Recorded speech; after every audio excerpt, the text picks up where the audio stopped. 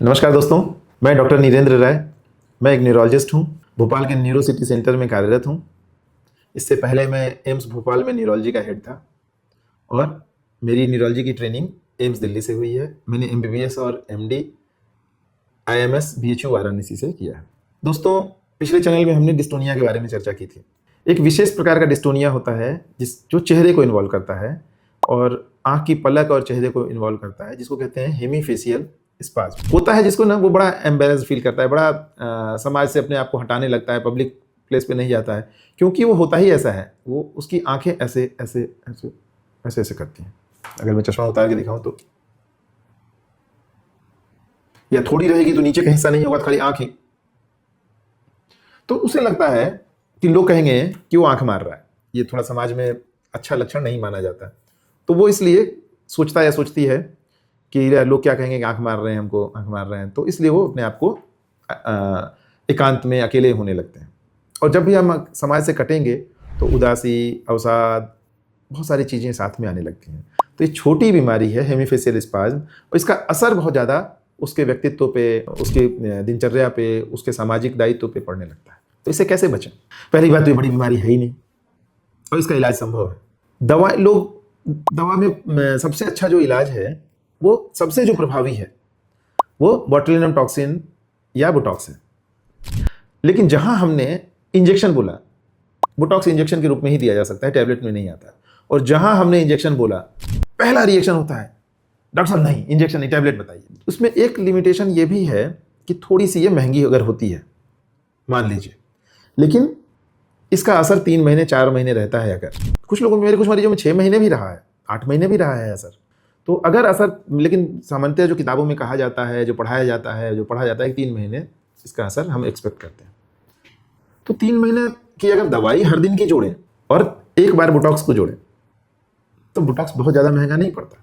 मैं बोटॉक्स क्यों बोलूँ, बोtulinum टॉक्सिन बोलूँ, बोtulinum टॉक्सिन बहुत महंगा नहीं पड़ता। लेकिन दूसरा ऐसा होता है इंजेक्शन, आंख पे इंजेक्शन, पलक पे इंजेक्शन, तो वो एक अलग मरीज डरता है और लगाने को तैयार नहीं होता। तो मैं इस भ्रांति को भी दूर करना चाहूँगा कि ट्रेंड न्यूरोलॉजिस्ट हैं जिन्होंने लगाया हुआ है, उनके लिए बहुत कठिन काम नहीं होता। रूटीनली लगाते हैं, बहुत कॉमनली लगाते हैं, और कुछ विशेष पलक पे कुछ विशेष पतली पतली मसल्स होती हैं, उसमें लगाते हैं, कोई आंख में नहीं लगाते। ये मांसपेशियां, बहुत पतली आंखों की मांसपेशियां जो हमारे आंख को खोलती हैं या बंद करती हैं या खोलती हैं, उस पर हम लगाते हैं। टैबलेट में क्या होता है, दवाई देते जाओ, उसके अलग साइड इफेक्ट तो होते हैं। ये तो लोकल हम लगा रहे हैं, डॉक्स तो लोकल लगा रहे हैं बोtulinum टॉक्सिन, इसका असर तो यहीं रहेगा, कोई साइड इफेक्ट शरीर में नहीं जाएगा। ये एक प्रभावी और सिद्ध रिसर्च में प्रमाणित किया हुआ इलाज है।